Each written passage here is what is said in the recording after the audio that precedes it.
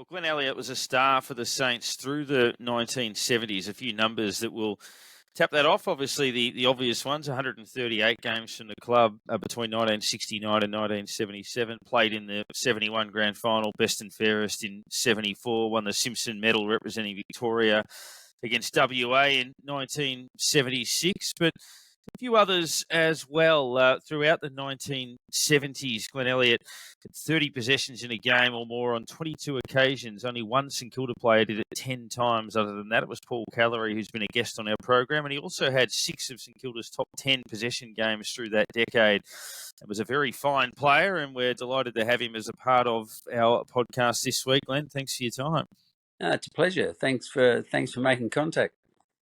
Now, you did mention off-air before we started that you were kind of a bridge between eras, that you played with a lot of the premiership heroes of 66, and then it obviously went a little bit tricky for St Kilda through the 70s, but we had a few chances, obviously 71 when you played in the grand final, 72, 73 with finals, but interesting part of St Kilda's history, I imagine, to be a part of, a very good side for a period there, and maybe could have won another flag. Oh, yes, we were just talking about the different era and about my parents agreeing for me to go to St Kilda when I'd been a long-term Collingwood fan, and quite mystified once I'd got there that there was a dual Brownlow medalist who played in the centre. And my first year there was a bit challenging because just leaving school after all those years, I probably didn't handle it as well as some. Well, I mean, taking a step back, how did you end up at St Kilda? I mean, you from Yea, I think you went to Scotch College and played some footy at Scotch. How did you end up at Moorabbin? I came from Yea in the northeast. I went to Scotch at boarding school, and a couple of clubs. Zoning was in at that stage, and the Yea area was zoned to Geelong, and I was probably destined to go to Geelong, and I'm not sure, to my own memory, as to how it all came about, but my parents ended up meeting with St Kilda, and I think they ended up doing a transfer a couple of days before zoning actually came into place. So if it had just taken its normal course of events, I'd have been zoned to Geelong. So first senior game was actually a win against Hawthorn. Recollection of that day, how it went, how you were before the game, who you lined up on, that sort of thing? Oh, probably can't remember my opponent, but certainly I think I played in the half-forward flank from memory. So I think we won the game from memory. Yep. But yes, I think you'll probably hit me with some stats, but I don't think it would have been outrageously generous in terms of what I achieved on the day. 22. Not a bad day. Touches. Yeah. Not bad for a senior debut. 22 touches. Well, he's an incredible coach at that stage too, Alan Jeans, and obviously he'd been so at St Kilda and was later to be at Hawthorn. And I can vividly remember my first year there and training with Jeansy, and went and put my arm around him one night when we were walking off and said, "Look, I'm getting a few kicks in the twos. Is there any help? Can you give me a bit of help about what I've got to do to get a senior game?" And he just loosely put his arm around my shoulder and he said, "You'll find it's easier to do what I want you to do." And I said, "Does that mean listen?" And he said, "That'll help." And it took an eternity for most of us who played with Jeansy to earn his respect, but once you'd earned it, it was a lifelong commitment, which was very gratifying and probably a hard lesson to learn, actually. Back then, it was often very positional, where one person would have a spot, you'd be playing for that spot. I mean, these days they run players off the bench and you have 9 midfielders and that type of thing. But how much did you learn from having Stewie there in the early days when the time did come that you were the prime centreman for the remainder of your career? How influential? I know it probably held you back from playing in that position for a little while, but when you got that chance, how big had he been for you? He was quite a mate, actually, and he tended to stay out late at night as well, which probably helped me get to know him. But look, it was interesting. I can remember playing against him when he went to Richmond, and always remember his remarks at the opening bounce. He said, you'd never got a senior game unless I'd left, and which was a welcome to the MCG. But halfway through the third quarter, when Jeansy's instruction that day was to simply, I wasn't measured by how many kicks I got, I was measured by how many kicks my opponent got. And I said to Stewie halfway during the third quarter, have you ever had so few kicks by just after three-quarter time? And I won't tell you what his response was. We'd probably have to cut the chat a little bit short.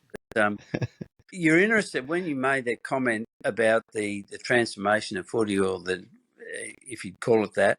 I knew my opponents for the year. It was virtually Bedford and then Price at Collingwood, who was too fast for me, and a whole range of other players whom you knew, or Thorpe out of Footscray. You knew your opponents before you even started the year.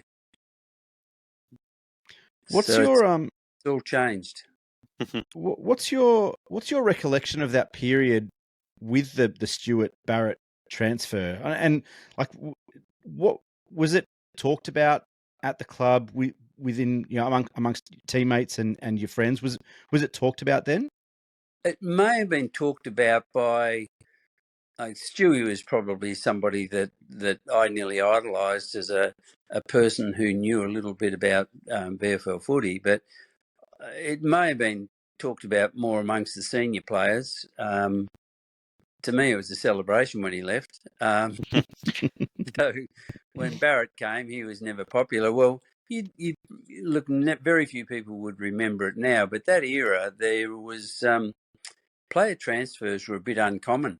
Because Barrett came there and Rex Hunt came there for a couple of years at one stage, and was probably the noisiest man in the change room we've ever heard. A bit quiet when he went out the race, but he entertained people when he was inside. But, not much has changed. We had I think St Kilda might have led the way in the introduction of the WA people to the VFL back then, when McIntosh turned up, and then George Young, who was just an outstanding, and Bruce Duperuzal. So there were some great players came from WA to St Kilda at that time. Just before you move on, one more question about that before you get back to your career. But your memories of Billy Barrett and his 1.5 games for St Kilda? Quite relieved that he didn't make it. I say that. He's probably a nice fellow. I never got to know him, and he had a very short stint at St Kilda. But I was, literally in real terms, I was relatively a junior, because I was 18 or 19, and so it was a different era. And you, at that stage, you probably socialised more with your own age group, so you weren't privy to a lot of things that were happening at senior level. I was going to say, did you find the pressure at that age stepping into pretty much the boots of a Hall of Fame centreman to step up into what he was doing? How did you, I guess, handle that? Or did you just think, well, I'm just going to play my game, and stepped into there?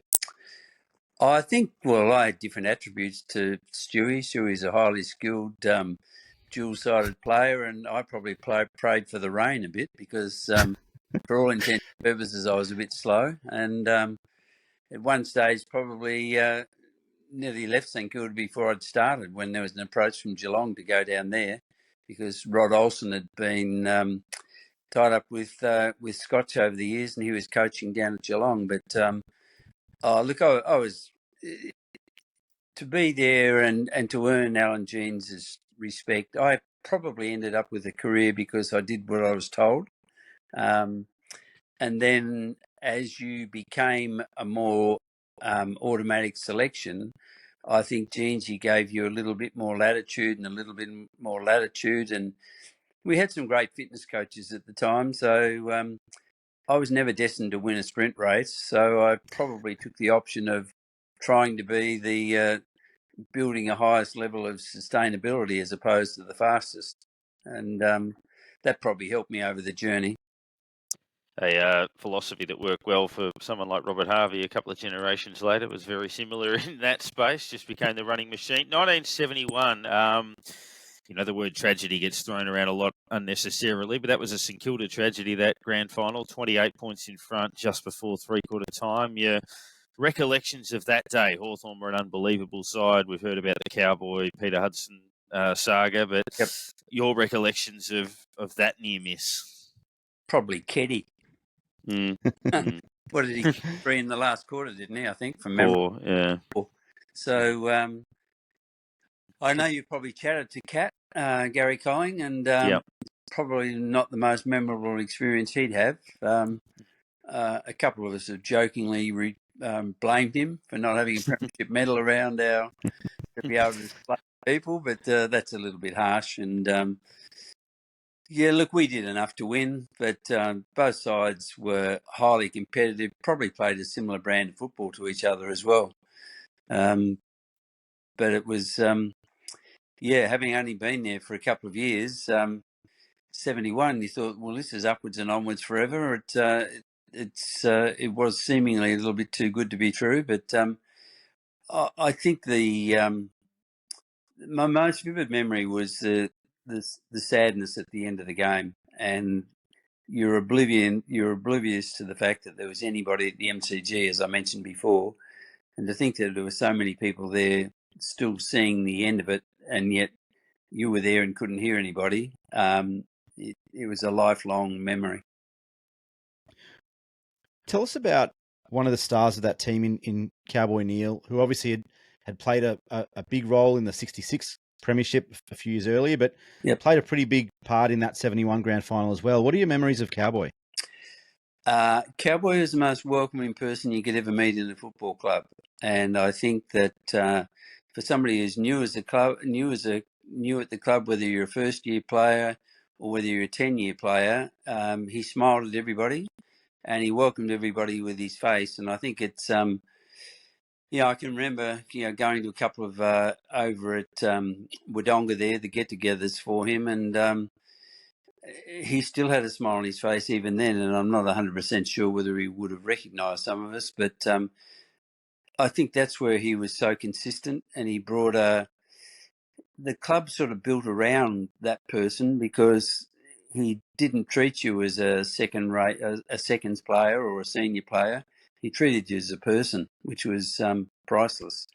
And if anyone had a bad look on their face, he'd always had a joke to tell as well. But so he was, just a marvellous individual to be involved with, and his efforts against Hudson, well, they're memorable, and it is interesting, isn't it, that a fellow could kick those goals as full forward and then end up fullback in the next grand final that the club played in. But yes, he would have extended every rule known to the football fraternity then, I would think, in stopping Hudson. And if they'd had maybe a camera just on Hudson and Cowboy for the day, it would have been interesting watching. So moving forward just a little bit, you pick up Best and Fairest in 1974. You see these big events these days for Best and Fairest and everything. There's like huge night sort of thing. Take us back to 1974 and how it happened, and what did the club do back then? We went to the Moorabbin Town Hall. So it was announced, and it wasn't forewarned, and probably I was a little bit surprised by it. But yes, there certainly wasn't any live count. It was more an announcement of the various award winners and things like that, and it probably came as a bit of a shock to have. You don't anticipate having a season strong enough to win a club, or what do they call it? Best and Fairest we were back then, I think, not club champion. But I remember the night, and probably there was no big celebration after it. I think we just went home. So you weren't in on the Yarra there, sort of going to some flash casino or whatever. It was it's very humble, the facilities down at Moorabbin.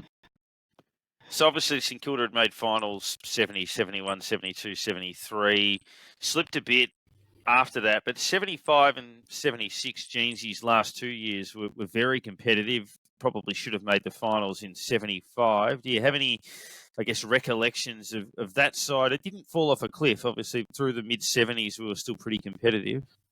Oh, I think we're around the mark. I mean, Alan Jeans was always, somebody, I think, jokingly said at one stage he'd probably get more pride out of a courageous narrow loss than a spectacular victory. But it's a bit harsh on Jeansy's coaching because it changed a lot when he went to Hawthorn, and he did the best with what he had.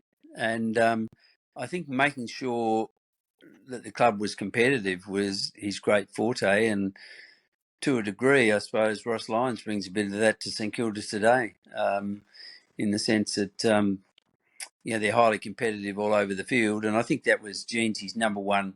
It didn't matter what position you were playing in.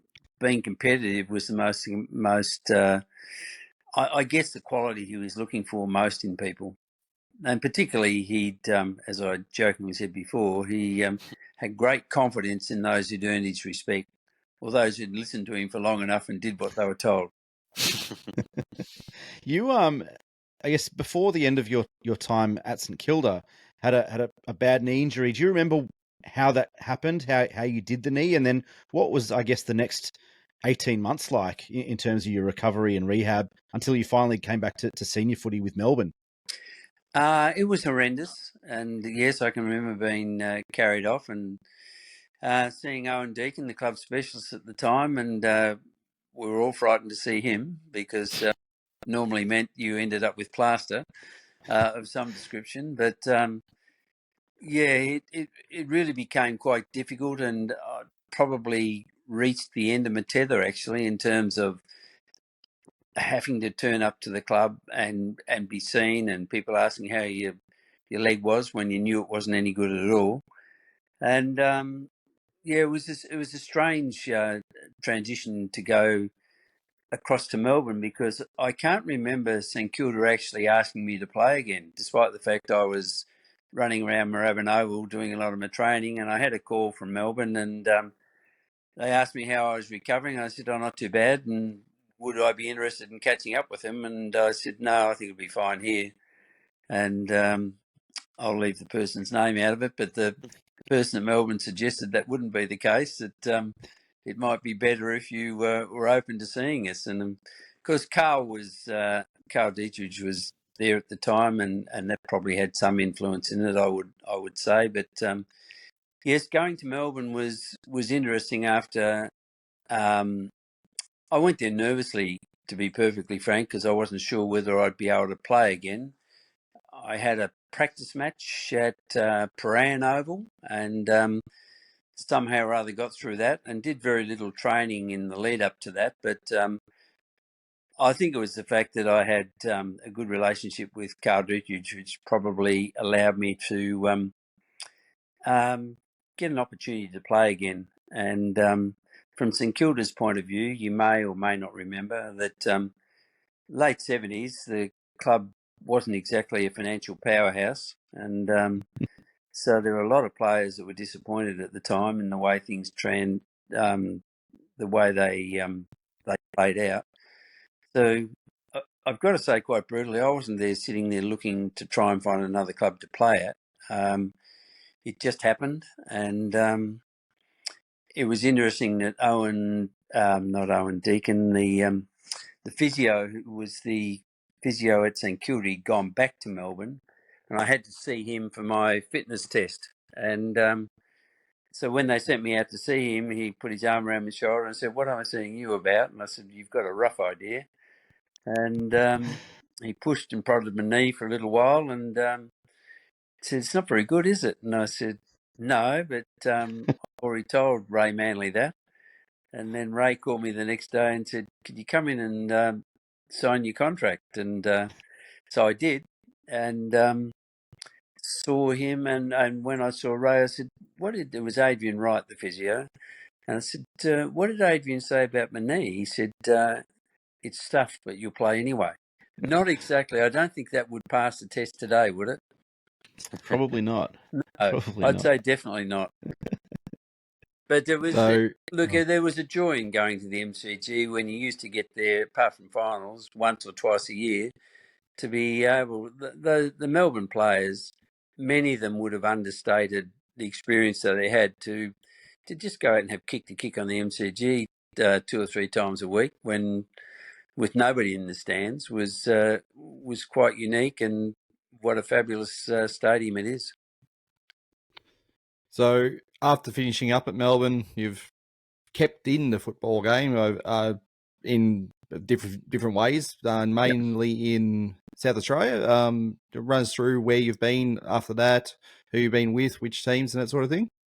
Yeah, I came to South Australia with work after I'd been for a year with Melbourne, and I was transferred over here, and it was a very uncomfortable transfer. It was difficult for the family. We'd left both our families behind, and so it simply didn't work out. And I went back to Victoria, to country Victoria, where my family came from, and spent 12 months with my working in the stock and station business with my father, which he'd been there forever, and coached Seymour in the Golden Valley. You may or may not be aware, but we won a premiership, and then from left field got a call from West Torrens to see if I'd be interested in coaching over here, and so we took up the opportunity and came back to somewhere we didn't like in the first place, which is you'd say, "What the hell are you doing?" But and have been here ever since. And so I coached West Torrens for 4 years, and I must highlight in an interview like this, I was actually a premiership coach. We won a night premiership, but then became deregistered. Does that sound better than sacked? Paul Weston came back to West Torrens, and they asked me what I thought about that, and I said, well, why not? If we don't win a premiership next year, I won't be here anyway.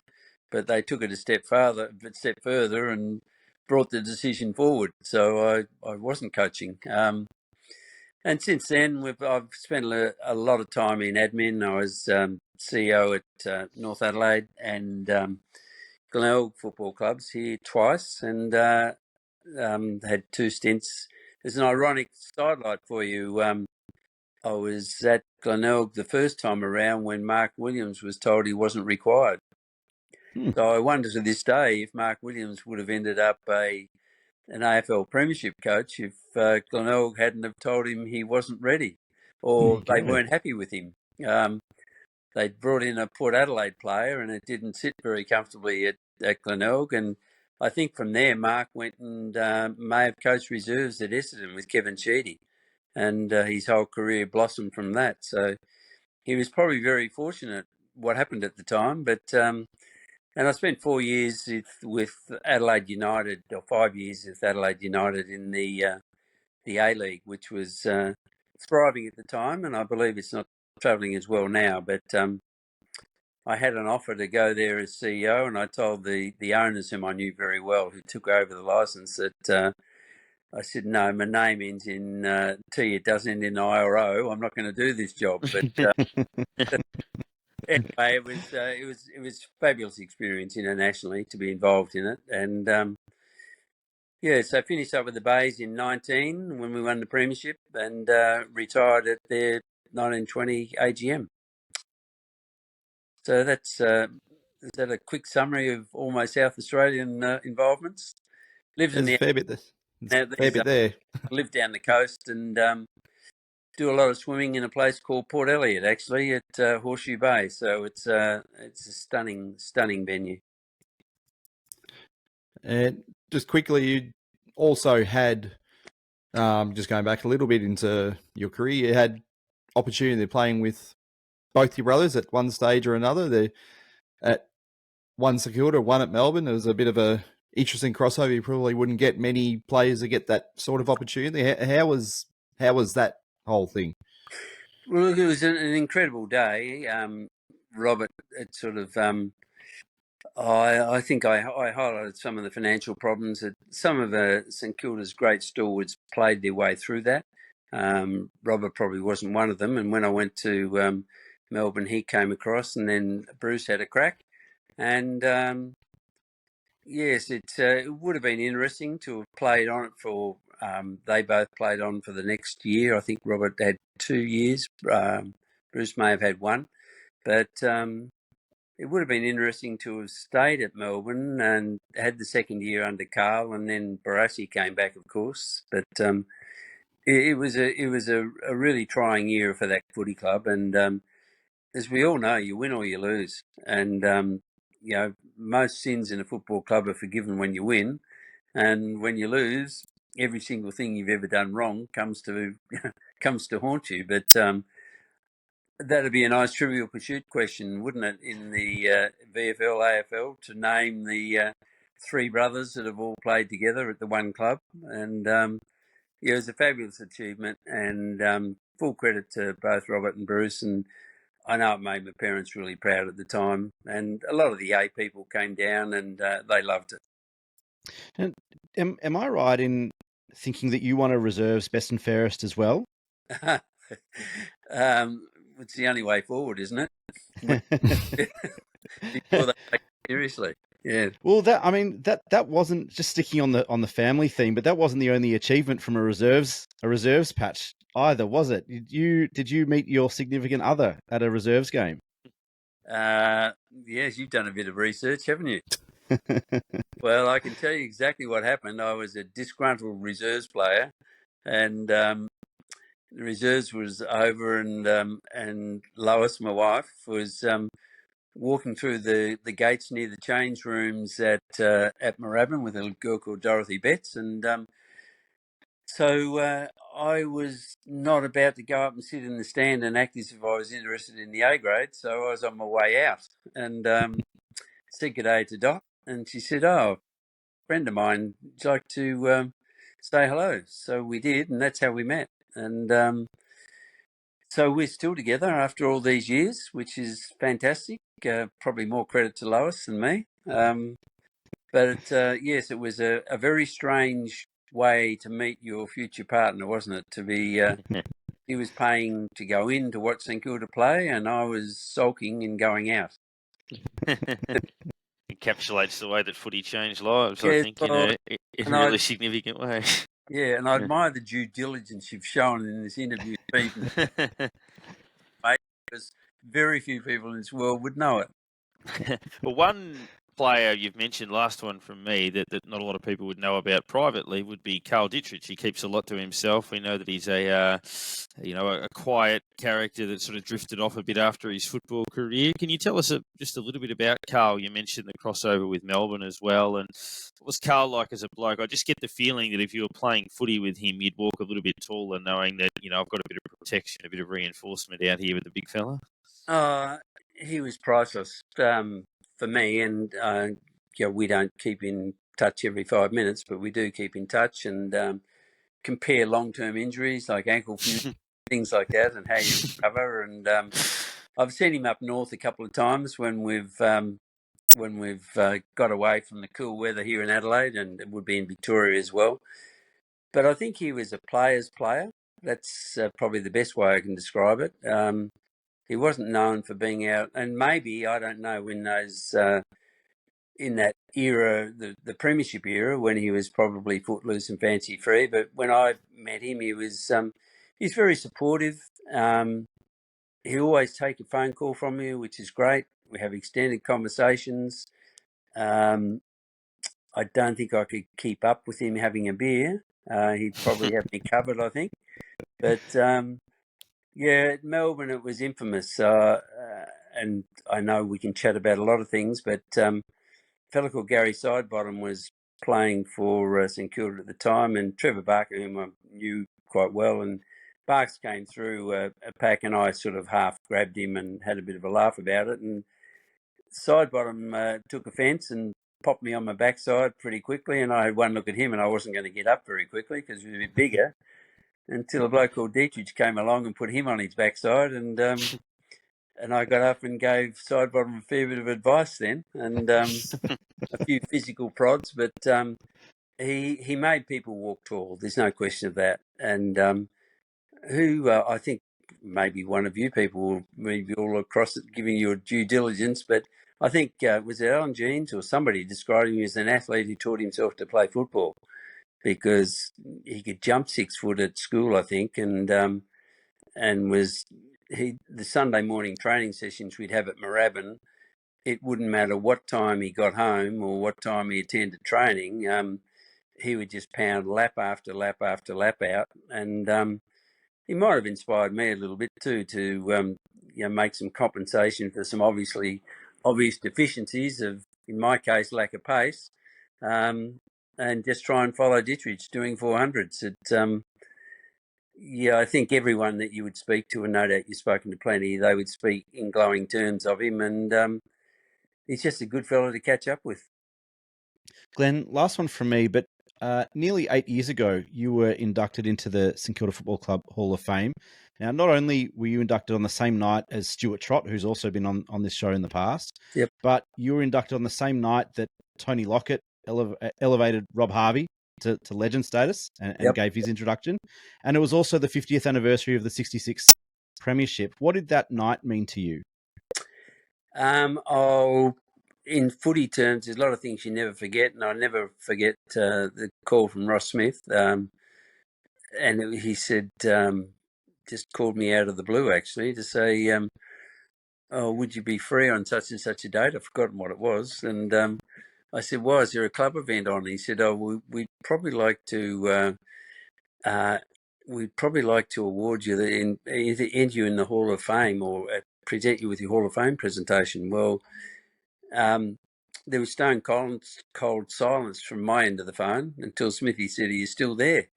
And it was the biggest surprise I've had in terms of recognition. It was just so greatly appreciated, and to go back there and see all the various people that you played with, and to be recognised by your peers, I think is just the most rewarding thing in sport. And the fact that they were, so complimentary, and Cowboy actually interviewed me. Carl Ditterich was supposed to be interviewing me, but he arrived late, or he had another function to get to, which I held him accountable for after it. But so Cowboy took plenty of liberties in the questions he asked as well. So it was, suffice to say, it became a bit robust, the conversation.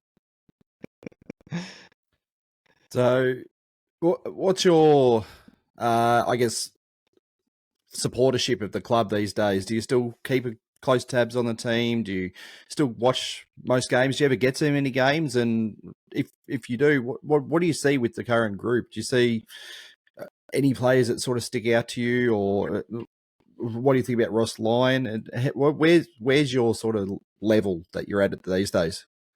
Well, so I can add to you, Chatter. You mentioned Ross Lyons. I was with Adelaide United. We were playing in Perth. And you might remember when Ross left St Kilda, or was left from St Kilda, and we were down at Fremantle having a coffee. We weren't due to play because the soccer was always played over night time, or football, sorry.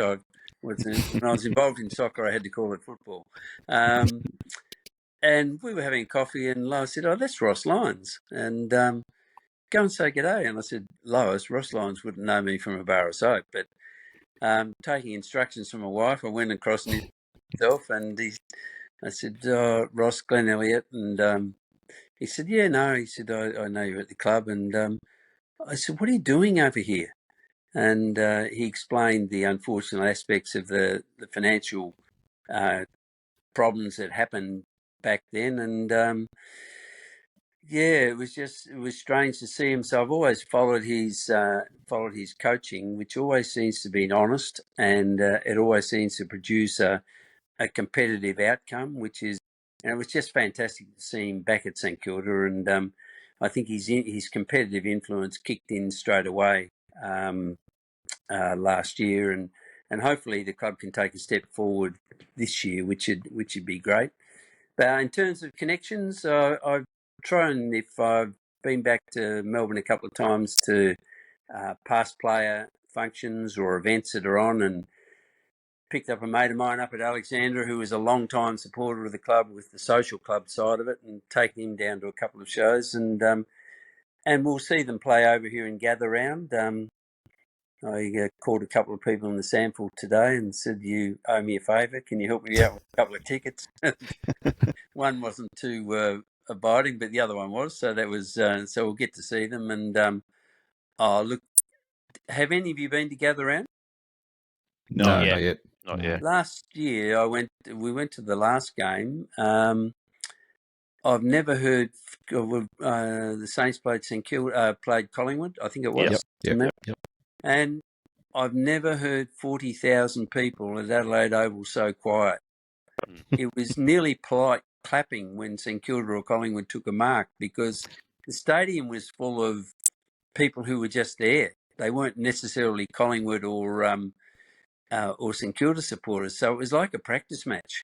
So I hope that this year, I think we play, when I say we, Richmond. Richmond. Yeah. play them at Norwood Oval.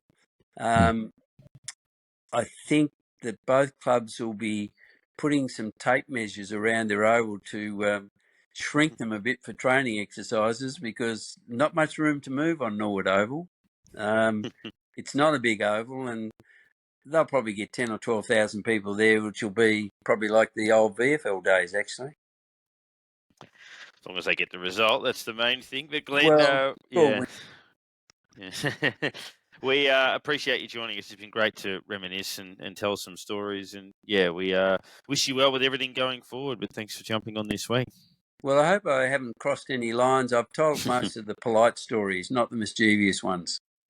We have had Back for the Russell other Morris on, who's who crossed that line well and truly. So Yeah, done it before. Thanks, mate. Pleasure. Thank you. Cheers. Thanks for the time too.